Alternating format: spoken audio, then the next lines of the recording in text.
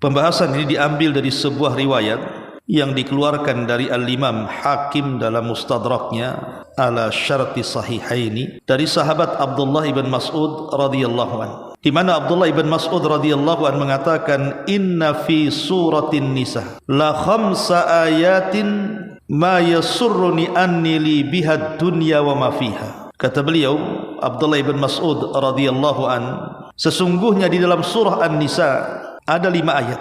Yang 5 ayat ini lebih aku senangi dibandingkan aku memiliki dunia dan segala isinya.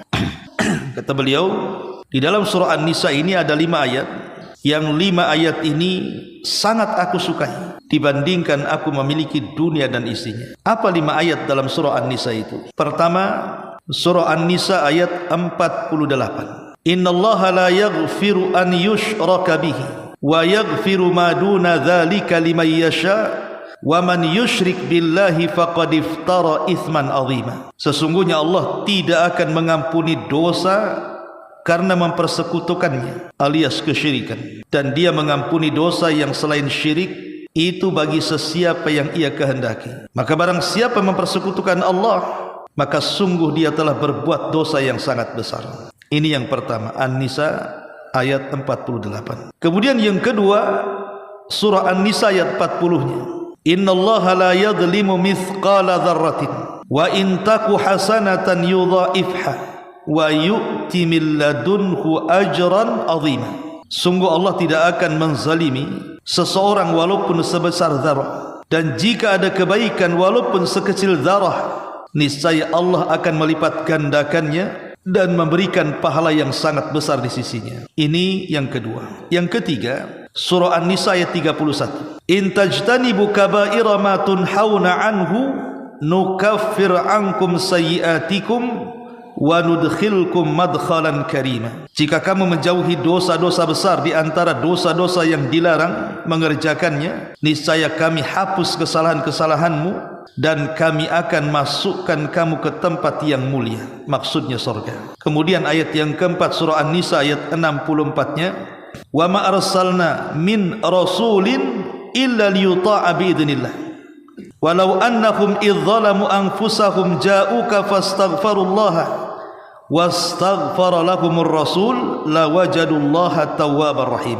Dan kami tidak mengutus seorang rasul melainkan untuk ditaati dengan izin Allah, dan sungguh sekiranya mereka setelah mendolimi dirinya datang kepadamu lalu memohonkan ampun kepada Allah dan Rasul pun memohonkan ampun untuk mereka, niscaya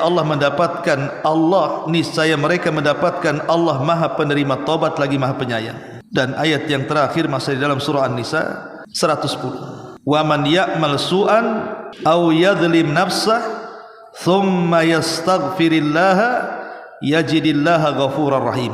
Dan barang siapa berbuat kejahatan dan berbuat aniaya kepada dirinya, kemudian dia memohon ampun kepada Allah, niscaya dia akan mendapatkan Allah Maha Pengampun lagi Maha Penyayang. Inilah 5 ayat yang dikatakan Abdullah ibn Mas'ud radhiyallahu an, lebih aku senangi daripada aku memiliki dunia dan isinya. Baik, kita akan bahas satu persatu ayat ini. Ma'asyiral muslimat yang dimuliakan Allah Subhanahu wa taala, yang pertama surah An-Nisa ayat 40 tadi. Allah Subhanahu wa taala mengatakan, innallaha la yadhlimu mithqala dzarratin wa in taku hasanatan yudha'ifha wa yu'ti min ladunhu ajran 'azima. Sungguh Allah tidak akan menzalimi kepada seseorang walaupun dia membawa amalan sebiji zarah, dan jika ada kebaikan walaupun sebiji zarah sekalipun, niscaya Allah akan melipat gandakannya dan memberikan pahala yang sangat besar di sisinya. Ayat ini, An-Nisa ayat 40 ini, menjelaskan kepada kita bahwa sekecil apapun amal kita, walaupun mungkin di dunia kita anggap remeh amalan itu, tapi di mata Allah Subhanahu wa taala yang namanya amal kebaikan dan amal soleh itu sesuatu yang sangat besar. Makanya Nabi SAW melarang kita ini meremehkan sekecil apapun kebaikan, walaupun hanya melemparkan senyum kepada saudaranya. Kata Nabi SAW, la tahkiranna minal ma'rufi syai'a. Jangan remehkan sekecil apapun amal kebaikan itu, karena di mata kita remeh, tapi di mata Allah Subhanahu wa taala itu sangat besar sekali. Karena amal soleh ini membuahkan banyak sekali manfaat untuk kehidupan kita di dunia dan kehidupan kita di akhirat. Contoh saja, bahwa amal soleh yang kita lakukan di dunia ini, Bu, bermanfaat untuk kita. Pertama, karena amal soleh ini bisa memberikan kebahagiaan kepada kita. Allah Subhanahu wa taala mengatakan dalam surah An-Nahl ayat 97, "Man 'amila salihan min dzakarin aw untha wa huwa mu'minun falanuhyiyannahu hayatan thayyibah." Barang siapa yang beramal saleh dari laki-laki dan perempuan dan dia beriman kepada Allah, maka kami akan berikan kepadanya kehidupan yang indah. Orang yang banyak melakukan amal saleh, Bu, Allah akan berikan kebahagiaan. Yang kedua, dengan amal saleh itu bisa menjaga harta dan keluarga. Ingat dalam Quran itu, Bu, ada kisah Nabi Khidir dan Nabi Musa. Jadi Khidir dan Musa ini satu hari masuk ke sebuah tempat ingin dijamu karena dia seorang musafir yang kehabisan bekal. Tapi sayang, dia masuk ke perkampungan, satu kampung itu bakhil semua, Bu. Nggak ada yang mau ngasih makanan dan minuman kepada Khidir dan juga Musa alaihissalam. Akhirnya kemudian Musa dan Khidir keluar dan hendak mencari kampung yang lainnya. Tapi kemudian di perbatasan kampung ada rumah yang mau roboh. Kata Khidir kepada Musa, kita perbaiki rumah ini dulu. Musa ketika itu heran, kita lagi kesusahan memperbaiki rumah sementara pemiliknya tidak ada. Harusnya kalau memperbaiki rumah kan jelas pemiliknya dapat upah, sehingga dengan upah itu dia bisa makan. Tapi Khidir mengatakan sudah, perbaiki saja. Akhirnya diperbaiki. Kemudian setelah kejadian ini Musa bertanya soal takwilnya, kenapa gitu ya. Maka Khidir alaihissalam mengatakan bahwa rumah itu yang hampir roboh itu pemiliknya adalah dua anak yatim. Jadi rumah itu punya dua anak yatim yang tinggal di kota. Dan dari kakek buyut dua anak yatim itu dulunya kakek buyutnya termasuk orang-orang yang soleh dan soleha. Jadi kita harus menjaga anak yatim ini. Lihat bagaimana Allah Subhanahu wa taala mengutus Nabi Khidir untuk menjaga harta kedua anak yatim. Kenapa? Karena di bawah rumah yang hendak roboh itu ada harta yang sangat berharga. Kalau rumah itu sampai roboh, ketahuan orang yang bakhil itu tentu akan diambilnya. Pendalilannya adalah ketika Allah mengirim Nabi Khidir dan Musa memperbaiki rumah, dan rumah itu pemiliknya dua anak yatim. Alasannya karena kakek buyutnya atau orang tuanya dulunya orang soleh dan soleha. Dari sini menunjukkan bahwa amal soleh itu bisa menjaga harta dan keluarga. Jadi kalau seandainya ibu baik sekarang ini, ibu taat, dan Allah takdirkan kita meninggal, maka jangan khawatir dengan harta yang kita tinggalkan, jangan khawatir keluarga yang kita tinggalkan. Allah akan jaga. Itu maksudnya. Itulah buah amal soleh. Kemudian juga yang ketiga, amal saleh ini bisa menghilangkan setiap kegundahan, kebingungan, stres. Karena bagaimanapun sesiapa yang senantiasa dekat dengan Allah Subhanahu wa taala dan salah satunya mengamalkan amal saleh, maka Allah akan dekat dengan kita. Ketika Allah dekat dengan kita, maka apapun hajat kita pasti Allah akan penuhi. Termasuk juga menghilangkan hal-hal yang bisa membuat kita stres. Contoh umpamanya tentang 3 orang yang terjerembab dalam sebuah gua. Kan ada 3 orang kisah dari Nabi itu.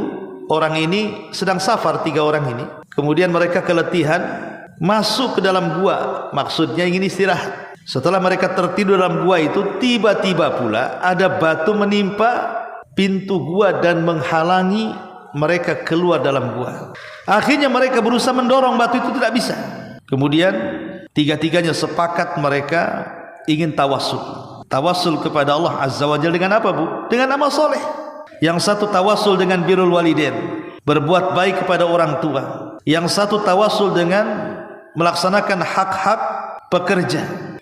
Dan yang satu tawassul dengan afaf, menjaga kehormatan untuk tidak berzina.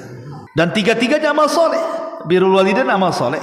Kita menggaji atau memberikan upah kepada orang yang bekerja kepada kita sebelum keringatnya kering, itu juga amal soleh. Termasuk juga menjauh dari zina, itu amal soleh.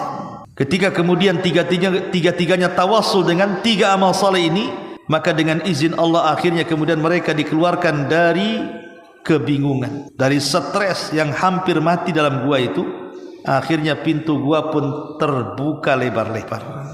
Lihat bagaimana dampak amal soleh ini.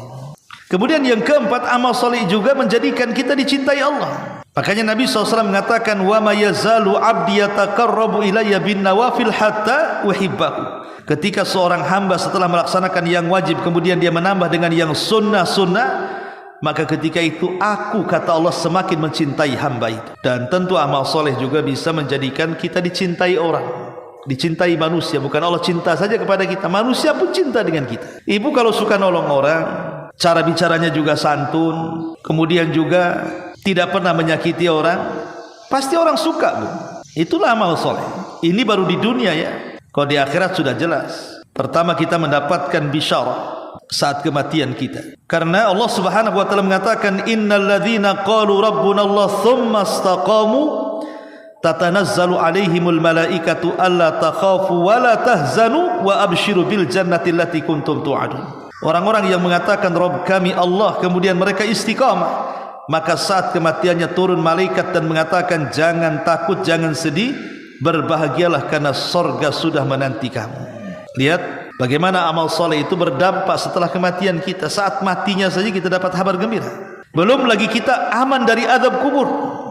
Karena nanti solat kita, puasa kita, zakat kita, haji kita, sedekah kita, silaturahim kita, birrul walidain kita, atau apalah sebutkan nama amal solehnya, itu akan menjelma seperti manusia yang indah rupawan, kata-katanya santun, kemudian akan menemani kita selama kita dalam kuburan, dan kita akan dijauhkan dari azab kubur. Belum lagi kelak di padang mahsyar, amal soleh itulah yang akan menyelamatkan kita di saat manusia sedang ketakutan. Dan tentu tidak ada nikmat yang lebih besar bagi orang-orang yang beramal soleh kecuali pasti akan mendapatkan surga Allah Subhanahu wa taala. Maka ayat yang pertama ini memberikan faedah kepada kita, jangan remehkan sekecil apapun amal soleh. Karena di mata Allah Subhanahu wa taala amal soleh itu besar. Dan Allah Subhanahu wa taala tidak akan pernah menzalimi hambanya. Sekecil apapun amalan kita, walaupun sebiji dzarah, dzarah itu artinya semut, walaupun amal itu sebiji semut gitu ya, tetap Allah Subhanahu wa taala akan membalasnya. Bahkan terkadang satu amalan itu bisa dibalas dengan 10 kali lipat, atau sampai kepada 700 kali lipat, atau mungkin boleh jadi lebih daripada itu yang tidak ada yang tahu kecuali Allah lipatannya. Contoh umpamanya, orang yang membaca satu huruf dalam Quran, berapa lipatannya? 10 kali lipat. Kata Rasul, man qara'a harfan min kitabillah falahul hasanatu wal hasanatu bi asyri amsalihha. Siapa yang membaca satu huruf saja dalam Al-Quran, maka dia akan dilipat gandakan kebaikannya 10 kali lipat. Bayangkan, satu huruf artinya satu kebaikan, pahalanya 10 kali lipat. Bahkan sampai 700 kali lipat, seperti umpamanya ketika Allah bicara soal sedekah, di mana Allah Subhanahu wa taala melipat gandakan orang yang bersedekah itu menjadi 700 kali lipat. Bahkan terkadang ada amalan itu yang tidak tahu kelipatannya berapa pahalanya, seperti puasa. Nabi mengatakan, as-saumu li wa ana azzibihi. Puasa itu untukku dan aku yang akan membalasnya, tanpa menyebutkan lipatannya. Jadi jangan pernah remehkan sekecil apapun amal soleh. Ingat satu kisah yang pernah saya ceritakan kepada ibu-ibu, kisah seorang wanita namanya Zubaidah. Zubaidah ini istri daripada seorang khalifah Islam, Harun ar-Rasyid. Ketika Zubaidah dan juga suaminya melaksanakan haji, dilihatnya banyak jemaah haji itu yang tumbang gara-gara kehausan. Bahkan sebagian mereka ada yang meninggal dunia. Sehingga Zubaidah, istri solehah ini, ngomong sama suaminya Harun ar-Rasyid, berkeinginan untuk menginfakkan seluruh kekayaannya untuk membuat mata-mata air, di mana mata-mata air ini akan dibuat terbentang dari Mina sampai ke Arafah, bahkan sampai ke Mekah, supaya orang-orang yang haji itu mereka tidak kehausan. Subhanallah. Maka Zubaidah pun mengeluarkan uang dari uang dia sendiri, mungkin kalau sekarang mungkin ya miliaran atau triliunan kan gitu, untuk membuat mata-mata air dalam rangka supaya jemaah haji bisa minum. Bayangkan, orang yang ngasih minum anjing saja, Bu, dalam hadis Bani Israel itu kan, seorang pelacur kasih minum anjing masuk surga karena keikhlasannya. Ini yang dikasih minum bukan anjing, yang dikasih minum jemaah haji, dan jumlah jemaah haji tidak ada yang tahu jumlahnya kan saking banyaknya. La Zubaidah ini membuat mata-mata air itu untuk diminum jemaah haji yang tidak ada yang tahu jumlahnya. Tuh bayangkan. Makanya kenapa kemudian sejarah Zubaidah itu sampai hari ini tidak lekam dimakan sejarah. Ibu kalau haji atau umroh tanya sama orang Arab itu, di mana Ainu Zubaidah, bekas mata air yang pernah digali oleh wanita solehah namanya Zubaidah itu. Orang Arab tahu semua. Tetapi bukan ini yang saya maksudkan. Jadi sebelum wafatnya Zubaidah ini, Bu, dia bermimpi, dipanggil oleh Allah Subhanahu wa taala, dan dia pun menghadap Allah Azza wa Jalla. Kemudian Allah Subhanahu wa taala setelah memanggil Zubaidah, kemudian Zubaidah pun pergi, kemudian ditanya oleh para malaikat, "Ma fa'alallahu laki ya Zubaidah?" Apa yang Allah lakukan kepadamu wahai Zubaidah? Maka Zubaidah mengatakan, "Ghafarali Rabbi." Allah sudah mengampuni dosa-dosaku. Ghafarali Rabbi. Allah sudah mengampuni dosa-dosaku, kata Zubaidah. Maka malaikat ini mengatakan, "Ai abi ainin amilti haya Zubaidah?" Apakah gara-gara engkau membuat mata-mata air atau sumur-sumur sehingga jemaah haji bisa minum dari air yang kau gali wahai Zubaidah, dengan itu Allah ampuni dosa-dosamu? Kata Zubaidah, bukan itu. Subhanallah, kita kira amalan besar itulah terkadang yang menyelamatkan kita, rupanya bukan. Kata Zubaidah, "Al-ainu wa mal-ain," katanya. Apalah mata air itu, katanya. Apalah mata air itu, bukan itu. Kemudian kata Zubaidah, "Adapun kenapa Allah ampuni dosa-dosaku," katanya. "Kenapa Allah ampuni dosa-dosaku?" kata Zubaidah, "Bi raq'ataini khafifataini fi jawfil laili uhafidhu 'alaiha." Apa kata Zubaidah? Allah ampuni dosa-dosaku itu karena aku selalu menjaga solat 2 rakaat yang ringan di tengah malam, dan aku jaga sampai aku mati. Rupanya amalan yang ringan yang menjadikan Zubaidah diampuni dosanya, kan, Bu? Kalau solat kan tidak perlu membiayai dengan biaya besar, kan, Bu? Kalau membuat mata-mata air ini kan miliaran kan, untuk membuatnya, kan. Tapi rupanya amalan kecil ini pula yang menjadikan Allah ampuni dosanya. Jadi kita tidak ada yang tahu, Bu, amalan yang mana satu yang Allah terima. Yang jelas amal soleh aja lah. Kalau seandainya ibu pulang dari sini ada jarum, ada paku, ada beling di jalan, turun, sisihkan ke pinggir jalan. Kalau umpamanya lewat dengan saudaranya, kita ucapkan assalamualaikum, kita lontarkan senyum. Kemudian ada orang yang ingin dibantu, dengan tangan kita bantu, dengan waktu kita bantu, dengan nasihat kita bantu. Pokoknya apapun amal soleh, kita tidak tahu yang satu mana yang amal soleh itu yang akan diterima Allah, kan. Dari sinilah maka nasihat yang pertama kata Abdullah bin Mas'ud ini, jangan remehkan sekecil apapun amal soleh. Ini yang pertama. Yang kedua, surah An-Nisa ayat 48. Innallaha la yaghfir an yushraka bihi wa yaghfiru ma duna dzalika liman yasha. Wa man yusyrik billahi faqad iftara itsman 'azima. Sungguh Allah tidak akan mengampuni dosa karena mempersekutukannya, alias kesyirikan. Dan dia mengampuni dosa yang selain syirik bagi siapa yang dikehendaki. Maka barang siapa yang melakukan kesyirikan, maka sungguh dia telah berbuat dengan dosa yang sangat besar. Nasihat yang kedua dari ayat yang kedua surah An-Nisa ayat 40 atau 48 ini, kita dilarang untuk melakukan kesyirikan, dan tidak ada dosa yang lebih besar dibandingkan dosa syirik. Apalagi kalau syiriknya sampai syirik akbar, syirik besar. Pertama, dia dikeluarkan dari Islam, dianggap murtad. Yang kedua, dicap kekafiran. Yang ketiga, dimasukkan ke dalam neraka. Yang keempat, dikekalkan di dalamnya. Yang kelima, digugurkan seluruh amalannya. Lihat, ini kalau syirik besar. Dan walaupun itu syirik kecil, sekecil-kecilnya syirik tetap masih besar dosanya dibandingkan dosa besar. Makanya jauhi kesyirikan. Datang ke dukun, percaya kepada tangkal, menyimpan jimat-jimat, datang ke kuburan meminta-minta. Hindari. Kalau hendak meminta-minta kepada Allah, enggak perlu datang ke kuburan para wali. Kalau hendak meminta-minta kepada Allah, tidak perlu datang ke dukun-dukun, ke bomo-bomo. Rasul mengatakan kepada Abdullah ibn Abbas radhiyallahu anhuma, idza sa'alta fas'alillah. Kalau engkau minta langsung kepada Allah. Tidak usah minta-minta kepada makhluk. Ataupun kesyirikan yang sifatnya kecil, seperti syirik dalam ucapan, mengatakan kalau bukan karena Allah dan kamu. Harusnya cukup kalau bukan karena Allah saja. Kalaupun mau ditambah kemudian, bukan pakai dan. Atau orang bersumpah dengan sumpah selain daripada Allah subhanahu wa ta'ala. Atau orang bernazar kepada selain Allah, takut kepada selain Allah, mengharap kepada selain Allah, maka ini adalah kesyirikan. Maka jangan sampai kehidupan kita dipenuhi dengan kesyirikan.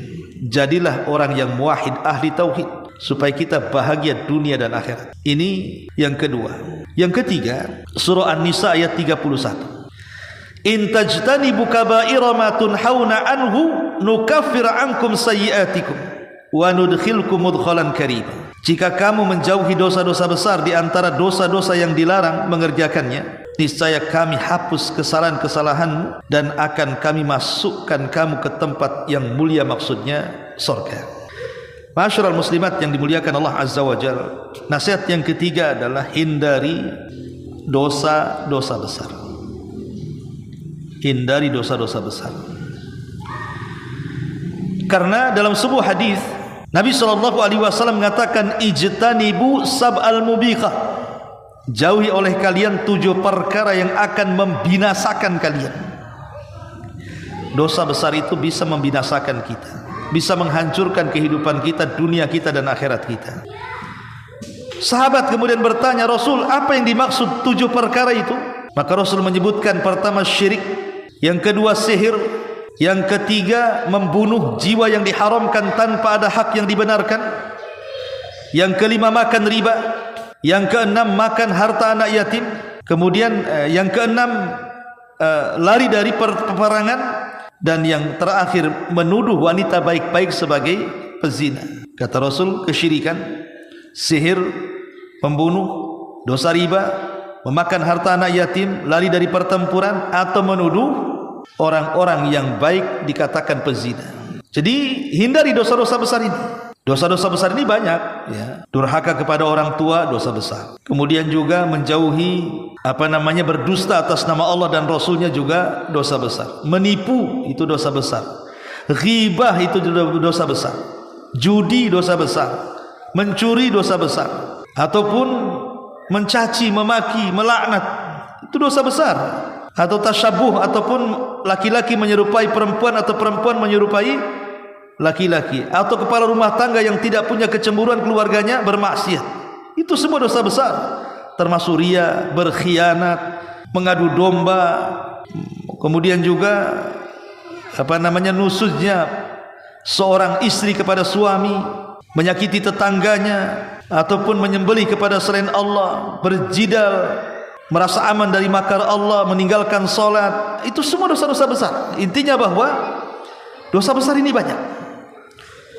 Dan definisi dosa besar itu, Bu, setiap dosa yang di dunia diancam dengan potong tangan, dengan rajam, dengan cambuk, dengan pokoknya ada ancaman di dunia.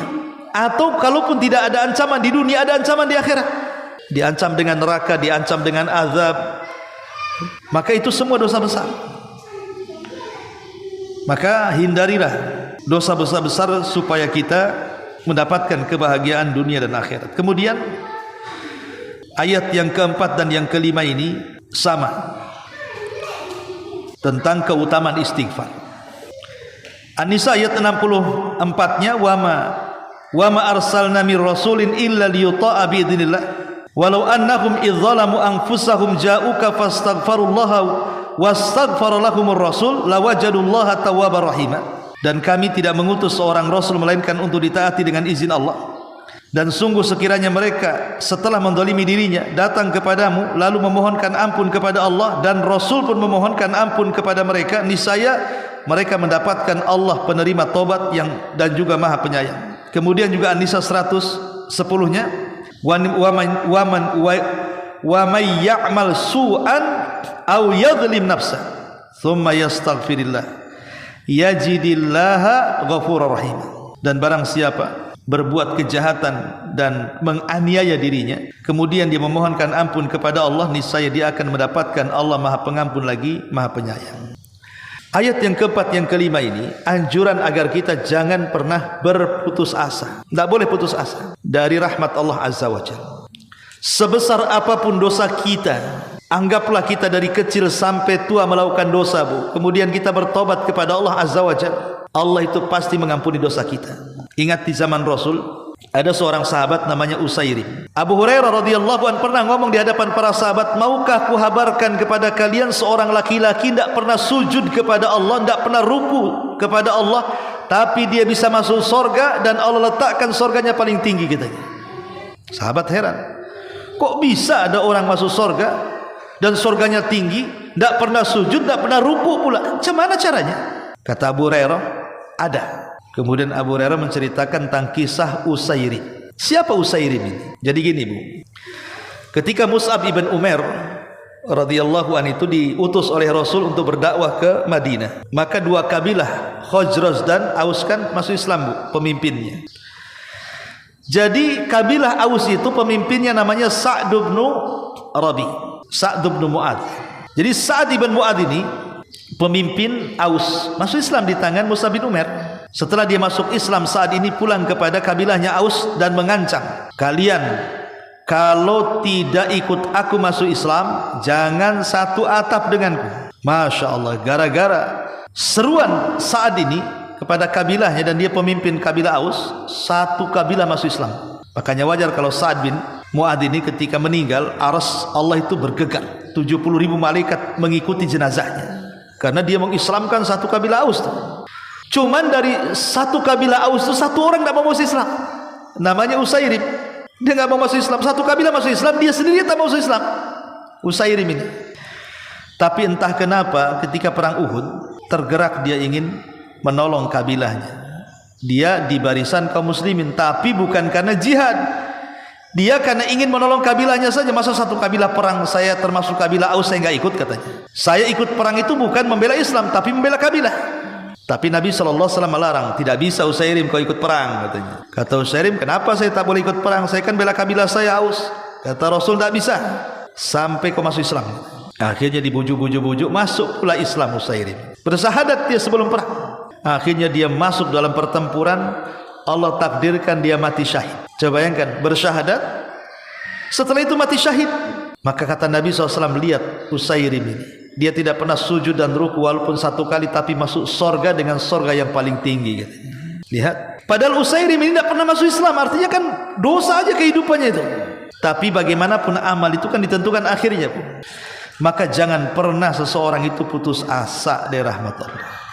Jangan, karena banyak orang-orang yang lantaran terpikir dosanya sampai akhirnya malas dia bertobat. Kayaknya enggak layak kalau saya bertobat diampuni. Kata siapa? Allah yang mengatakan dalam hadis qudsi, ya ibna Adam, lau balagat dunubuka ananas sam. Wahai anak Adam, kalaulah dosamu melambung sampai ke awan, thumma astaghfartani, kau datang minta ampunan kepadaku, kata Allah, ghafartu laka wala ubali, ku ampuni, aku tak peduli, katanya. Lihat bagaimana rahimnya Allah, tawabnya Allah, zat yang maha penerima tobat kepada kita. Maka sekali lagi jangan putus asa dari rahmat Allah. Terus kita ini beristighfar kepada Allah Azza wa Jalla, terutama bacalah istighfar yang paling baik yang disebut dengan Sayyidul Istighfar, pemimpinnya istighfar. Allahumma anta rabbi la ilaha illa anta khalaqtani wa ana abduka wa ana ala ahdik wa wa'dika mastata' a'udzubika min syarri ma sana' abu'u laka bi ni'matika alai wa abu'u bi dzambi faghfirli fa innahu la yaghfiru dzunuba illa anta. Teruslah mintalah ampun kepada Allah Azza wa Jalla dengan beristighfar kepada Allah Azza wa Jalla. Ini diantara kandungan 5 ayat yang kata Abdullah bin Mas'ud radhiyallahu an, lebih aku sukai dibandingkan aku memiliki dunia dan isinya. Kenapa? Karena kalau kita ringkas nih dari 5 ayat ini, Bu, apa yang bisa kita petik? Pertama, bahwa kita disuruh untuk banyak-banyak amal soleh. Dunia ini bisa hilang, entah dunia yang meninggalkan kita atau kita yang meninggalkan dunia, tapi amal soleh itu tidak akan pernah hilang, walaupun sampai kepada kematian kita, bahkan sampai kita dimasukkan ke dalam surga. Yang kedua, tauhid. Dan tauhid itu kunci daripada sorga. Miftahul jannah la ilaha illallah. Dan sorga itu kenikmatannya tidak bisa dibayangkan dengan kenikmatan dunia. Sorga itu kenikmatannya tidak pernah dilihat mata, didengar telinga, terlintas pun tidak. Tapi sebaliknya dosa syirik, hati-hati, bisa mengekalkan orang di neraka. Kemudian yang ketiga, larangan dosa besar. Ya, karena orang yang banyak melakukan dosa besar ini, Bu, tidak akan tenang hidupnya. Seorang pencuri walaupun dia banyak menghasilkan dari hasil curiannya, enggak pernah tenang hidupnya. Koruptor itu. Orang yang mendolimi orang tidak akan pernah hidupnya tenang. Kenapa? Karena dia didoakan orang yang didoliminya. Maka jauhi dosa-dosa besar. Kemudian juga yang terakhir, taubat. Karena taubat inilah yang menjadikan semua dosa-dosa kita diampuni. Dan memperbanyak istighfar supaya aib kita ditutup dari manusia. Dan dosa-dosa kita tidak menjadikan azab bagi kita pada hari kiamat. Makanya wajar kalau 5 ayat ini, kata Abdullah ibn Mas'ud ini, lebih aku sukai dibandingkan dunia dan isinya. Wallahu a'lam bishawab. Ini yang bisa saya sampaikan. Taib, sebelum saya tutup, kalau ada yang bertanya silakan. Apa tuh? Tanya. Bagaimana caranya kita membayar hutang kepada orang yang tidak tahu di mana keberadaannya? Iya. Alhamdulillah wassalatu wassalamu ala Rasulillah, amma ba'd. Pertanyaan yang sangat bagus sekali, karena banyak orang yang punya hutang tak mau bayar masalahnya. Kalau orang punya keinginan membayar hutang, pasti Allah lunasi. Karena ada hadisnya. Siapa yang punya hutang dan dia punya keinginan untuk membayarnya, Allah lunasi. Pasti Allah akan mudahkan rezekinya.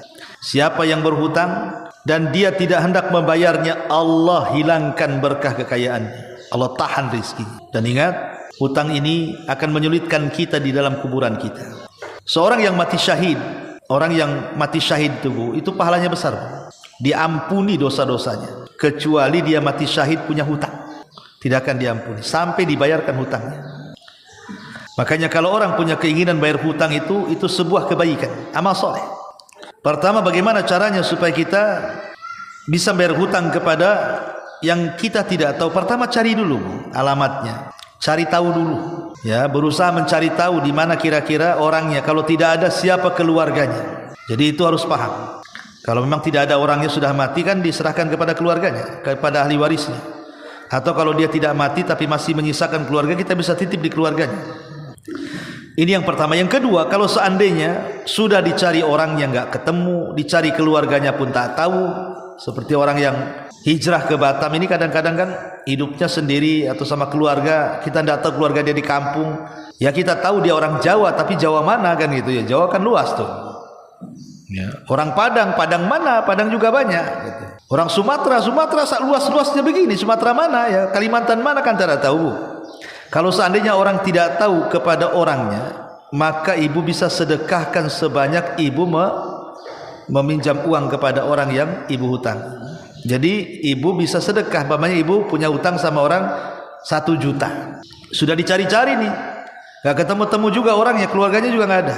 Maka ibu bisa sedekahkan 1 juta itu dan diniatkan bayar. Diniatkan bayar dengan cara meniatkan pahala orang, pahala yang ibu sedekahkan itu kepada orang yang ibu pernah ambil uangnya dalam rangka hutang. Jadi ibu ngomong kepada datang ke sini ke masjid, ini saya ada sedekah 1 juta. Ya doakannya ini sebenarnya orang yang saya hutangi nggak ketemu, ya maka saya sedekah untuk dia. Nah begitu Bu. Jadi kita sedekahnya untuk dia, orang yang punya uang itu. Acaranya seperti itu. Tapi catatan Bu, ketika ibu sudah sedekah, datang pula lah orang itu. Pusing kan Bu, uangnya udah disedekahkan, orang itu pula datang. Maka ibu tetap harus bayar Bu. Gak mungkin juga ibu katakan, uangnya kan sudah disedekahkan loh. Itu gak ada urusan sedekah gak sedekah kan itu. Jadi kalau datang orang itu tetap dikasih, dan yang 1 juta yang tadi diniatkan kepada orang yang kita hutangi, kembali kepada kita pahalanya. Makanya dipastikan dulu sebelum kita sedekahkan, dipastikan dulu. Jangan-jangan nanti orangnya datang, apalagi nominalnya besar pula kan itu. 10 juta. Tentu datang pula orangnya 10 juta. Datang ke masjid. Mana sedekah saya? Kenapa? Saya niatnya kemarin tuh mau bayar utang. Orangnya ada di rumah sekarang. Enggak boleh Bu ya. Ya dibalikin lah. Gak mungkin juga sedekah sudah disedekahkan diambil lagi. Makanya dipastikan dulu orang yang akan kita bayar hutang itu, keberadaannya. Wallahu a'lam. Dan jangan biasa berhutang, Bu. Berhutang itu tak bagus. Kata para ulama, hutang itu membuat orang stres di malam hari, menghilang di siang hari. Malamnya stres, siangnya hilang karena dicari-cari orang masalahnya. Ya, Bu, ya kan? Yang kedua, orang yang punya hutang ini, Bu, dia tidak terputus sampai dia ke kuburan. Makanya Rasul tidak mau nyolati orang yang punya hutang. Sampai ada seorang sahabat udah dimandikan, dikafankan, siap nyolatkan. Rasul dipanggil. Rasul jenazah sudah siap disolatkan. Rasul nanya, punya hutang nggak? Ada 2 dinar. Oh, saya nggak mau, kata Rasul. Solatkan kalian saja. Rasul menghindar. Sampai ada seorang sahabat namanya Abu Qatadah mengatakan, Rasul, aku yang jamin yang 2 dinar itu, kata. Baru Rasul mau. Ya, sampai seperti itu, ya. Nah, sekarang ini kan zaman hutang, Bu. Di zaman hutang ini repot. Kalau kita mati, maka akan susah kematian kita. Coba rumah ngutang, nanti rumah belum selesai nih, kendaraan ngutang, kendaraan belum selesai, spring bed ngutang, nanti kulkas ngutang, semua ngutang. Akan repot kehidupan kita ini. Walaupun dengan alasan itu kan kredit kecil bisa lalu, enggak, bukan masalah itu. Kita ini tidak tahu matinya kapan. Maka sebisa mungkin jauhilah hutang. Walaupun dalam Islam boleh berhutang itu kalau satu dalam kondisi darurat, boleh. Mamanya ibu masih sewa rumah, nggak ada duit. Kalau enggak, ibu nggak bisa tidur di rumah, bisa diusir sama yang punya rumah karena nggak bisa bayar sewa. Atau paksalah dia ngutang untuk bayar rumah. Itu terpaksa namanya. Kalau sekarang kan ngutang bukan terpaksa, Bu. Ya, bukan terpaksa, jadi sudah keenakan ngutang ini. Memang kerjanya ngutang dia. Nah, ini kan repot kalau ada ngutang jadi pekerjaan. Makanya hindarilah hutang piutang ini karena ngeri, ya. Bukan hanya di dunia, di akhirat juga balasannya jelas. Wallahu a'lam. Baik, kalau nggak ada, kita tutup dengan doa kafaratul majlis. Subhanakallahumma wa bihamdika asyhadu an la ilaha illa anta astaghfiruka wa atubu ilaik. Allahu taala alam. Assalamualaikum warahmatullahi wabarakatuh.